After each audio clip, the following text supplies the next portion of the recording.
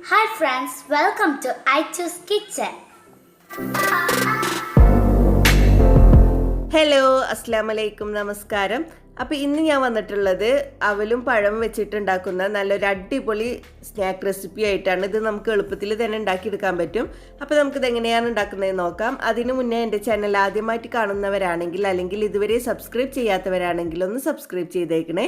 Subscribe ചെയ്യുമ്പോൾ തൊട്ടടുത്തൊരു കുഞ്ഞു ബെല്ലൈക്കൻ കാണാം. അത് ക്ലിക്ക് ചെയ്യുമ്പോൾ 3 ഓപ്ഷൻസ് വരും. അതിൽ ഓൾ ക്ലിക്ക് ചെയ്യണം. എങ്കിലേ ഞാൻ വീഡിയോസ് അപ്ലോഡ് ചെയ്യുമ്പോൾ നിങ്ങൾക്ക് നോട്ടിഫിക്കേഷൻ കിട്ടുള്ളൂ.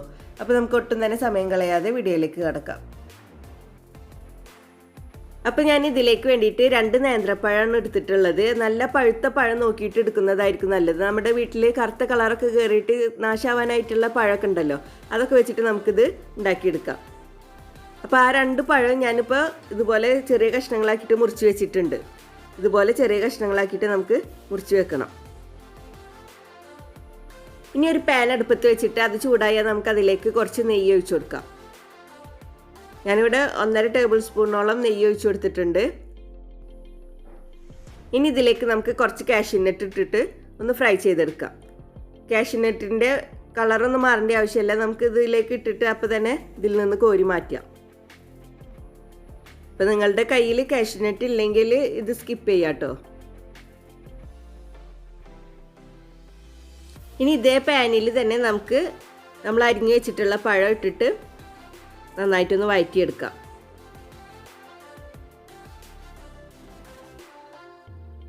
നന്നായി വഴറ്റിയെടുത്തിട്ട് നമുക്ക് ഇതുപോലെ സ്പാച്ചിലയോ കയ്യിലോ വെച്ചിട്ട് ഇങ്ങനെ ഒന്ന് ഉടച്ചെടുക്കണം.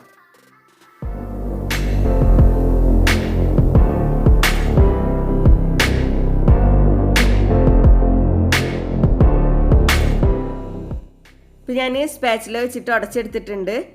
ഇനി നമുക്ക് ഫ്ലെയിം ഓഫ് ചെയ്തിട്ട് ഇതൊരു സൈഡിലേക്ക് മാറ്റി വെക്കാം.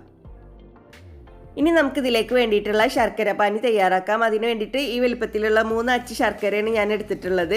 ഇത് നമുക്ക് ചെറിയ കഷ്ണങ്ങളാക്കിയിട്ട് ഒരു പാനിലേക്ക് ഇട്ട് കൊടുക്കാം. അപ്പോൾ ഞാൻ ചെറിയ കഷ്ണങ്ങളാക്കി എടുത്തിട്ടുണ്ട്. അത് നമുക്ക് പാനിലേക്ക് ഇട്ട് കൊടുക്കാം.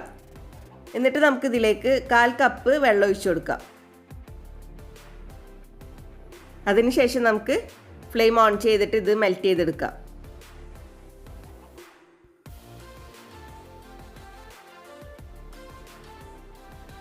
ഇപ്പോൾ ശർക്കര മെൽറ്റായിട്ട് തുടങ്ങിയിട്ടുണ്ട്. കംപ്ലീറ്റ് ആയിട്ട് മെൽറ്റ് ആയാലും നമുക്ക് ഫ്ലെയിം ഓഫ് ചെയ്യാം. ഇപ്പോൾ ഫുള്ളായിട്ട് മെൽറ്റ് ആയിട്ടുണ്ട്. നമുക്ക് ഫ്ലെയിം ഓഫ് ചെയ്യാം. എന്നിട്ട് ഇതൊരു സൈഡിലേക്ക് മാറ്റി വെക്കാം.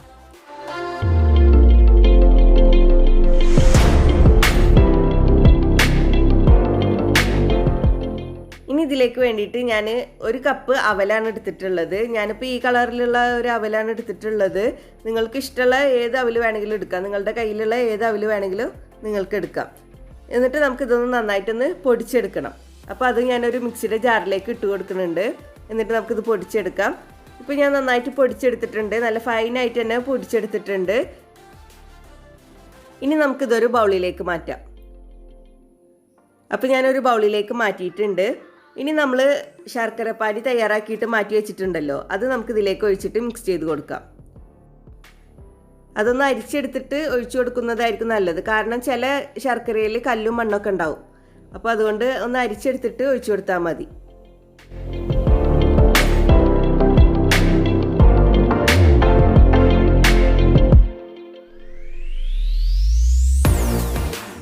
എന്നിട്ട് നമുക്ക് നന്നായിട്ടൊന്ന് മിക്സ് ചെയ്ത് കൊടുക്കാം.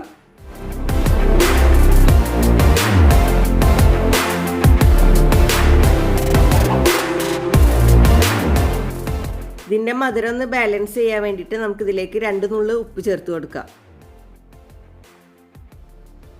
ഇനി ഇതിലേക്ക് നമുക്ക് ഏലക്കായ ചേർത്ത് കൊടുക്കാം. അപ്പോൾ ഞാൻ ഇതിലേക്ക് വേണ്ടിയിട്ട് 3 ഏലക്കായാണ് എടുത്തിട്ടുള്ളത്. അതൊന്ന് ചതച്ചിട്ടൊന്ന് ഇതിലേക്ക് ഇട്ട് കൊടുക്കാം. ഇല്ലെങ്കിൽ ഇതിന് പകരം നിങ്ങൾക്ക് 1/4 ടീസ്പൂൺ ഏലക്കായപ്പൊടി ചേർത്ത് കൊടുത്താലും മതി. ഇനി ഇതിലേക്ക് വേണ്ടിയിട്ട് ഞാൻ 1 കപ്പ് തേങ്ങാപ്പാലാണ് എടുത്തിട്ടുള്ളത്. അത് നമുക്ക് കുറേശ്ശെ ചേർത്തിട്ട് മിക്സ് ചെയ്ത് കൊടുക്കാം.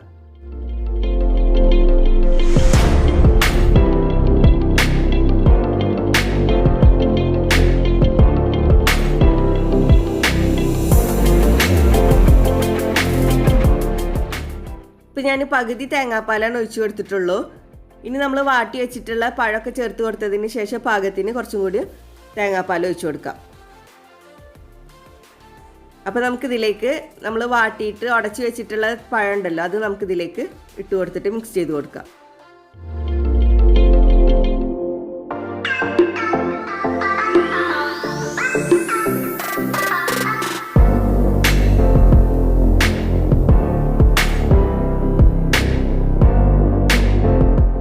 ഇനി നമ്മൾ മാറ്റി വെച്ചിട്ടുണ്ടായിരുന്ന കാഷ്യൂനട്ട് ഇതിലേക്ക് ചേർത്ത് കൊടുക്കുക. അപ്പോൾ ഞാൻ കുറച്ച് കാഷ്യൂനട്ട് മാറ്റി വെച്ചിട്ടുണ്ട് ലാസ്റ്റ് ഒന്ന് ഗാർണിഷ് ചെയ്യാൻ വേണ്ടിയിട്ട്. എന്നിട്ട് നമുക്ക് ബാക്കിയുള്ള തേങ്ങാപ്പാലും കൂടി ചേർത്ത് കൊടുത്തിട്ട് മിക്സ് ചെയ്ത് കൊടുക്കാം.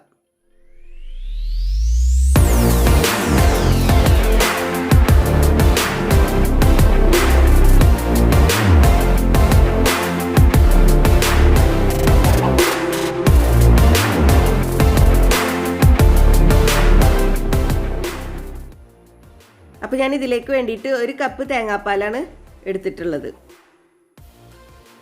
അത് ഫുള്ളായിട്ട് ഞാനിപ്പോൾ ഇതിലേക്ക് ഒഴിച്ചു കൊടുത്തിട്ട് മിക്സ് ചെയ്ത് കൊടുത്തിട്ടുണ്ട്. അപ്പോൾ ഇതാണ് നമ്മുടെ ബാറ്ററിൻ്റെ കൺസിസ്റ്റൻസി. ഇനി ഇത് നമുക്ക് ആവിയിൽ വേവിച്ചെടുക്കണം. അതിന് വേണ്ടിയിട്ട് നമുക്കൊരു പാത്രത്തിലേക്ക് മാറ്റാം. അപ്പോൾ ഞാൻ ഇതുപോലത്തെ ഒരു കേക്ക് ടീനാണ് എടുത്തിട്ടുള്ളത്. ഇതുപോലത്തെ കേക്ക് ടീൻ തന്നെ എടുക്കണമെന്ന് നിർബന്ധമൊന്നുമില്ല.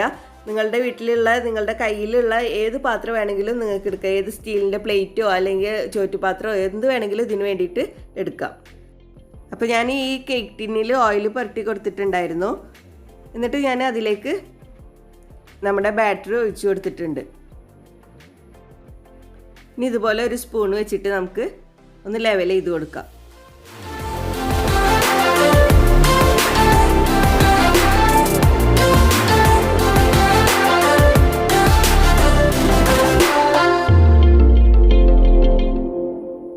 അപ്പോൾ ഞാനിതൊന്ന് ലെവൽ ചെയ്തെടുത്തിട്ടുണ്ട്. ഇനി നമ്മൾ ഗാർണിഷ് ചെയ്യാനായിട്ട് മാറ്റി വെച്ചിട്ടുണ്ടായിരുന്ന കാഷ്യൂനട്ട് ഇതിൻ്റെ മുകളിൽ വെച്ച് കൊടുക്കാം.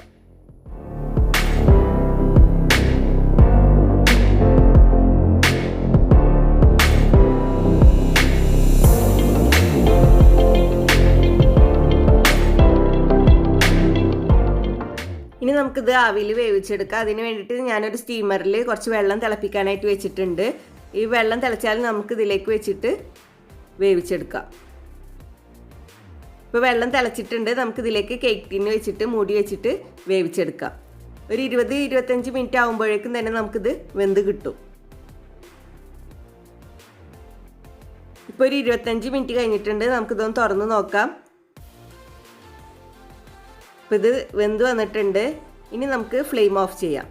എന്നിട്ട് നമുക്കിതിൻ്റെ ചൂടൊന്ന് പോയതിന് ശേഷം വേറൊരു പാത്രത്തിലേക്ക് മാറ്റാം.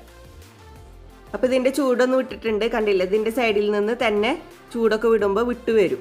അപ്പോൾ നമുക്ക് എളുപ്പത്തിൽ തന്നെ ഇത് വേറൊരു പാത്രത്തിലേക്ക് മാറ്റാൻ പറ്റും.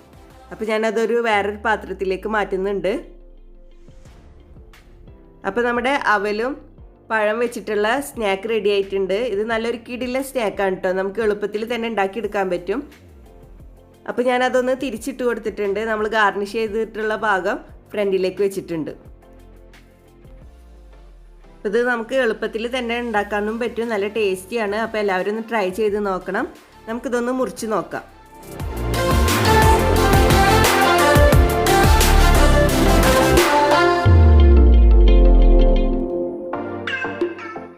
നല്ല പെർഫെക്റ്റ് ആയിട്ട് തന്നെ കിട്ടിയിട്ടുണ്ട്. എല്ലാവർക്കും ഇഷ്ടപ്പെട്ട് കാണുമെന്ന് വിചാരിക്കുന്നു. ഇഷ്ടപ്പെട്ടെങ്കിൽ എല്ലാവരും മറക്കാതെ ഇപ്പോൾ തന്നെ ഒന്ന് ലൈക്ക് ചെയ്യണം കേട്ടോ. അതുപോലെ തന്നെ പറ്റുമെങ്കിൽ നിങ്ങളുടെ ഫ്രണ്ട്സിനും റിലേറ്റീവ്സിനൊക്കെ ഒന്ന് ഷെയർ ചെയ്ത് കൊടുക്കണം കേട്ടോ. അപ്പോൾ ഇനിയും ഇതുപോലുള്ള വീഡിയോസുമായി വരാൻ നിങ്ങൾ എൻ്റെ ചാനൽ സബ്സ്ക്രൈബ് ചെയ്യണം. സബ്സ്ക്രൈബ് ചെയ്താൽ ബെല്ലൈക്കൺ ക്ലിക്ക് ചെയ്യാൻ മറക്കരുത്. എങ്കിലേ ഞാൻ വീഡിയോസ് അപ്ലോഡ് ചെയ്യുമ്പോൾ നിങ്ങൾക്ക് നോട്ടിഫിക്കേഷൻ കിട്ടുള്ളൂ. വീഡിയോ ഇഷ്ടപ്പെട്ടാൽ ലൈക്ക് ചെയ്യുക, ഷെയർ ചെയ്യുക. Please subscribe, comment, like and share.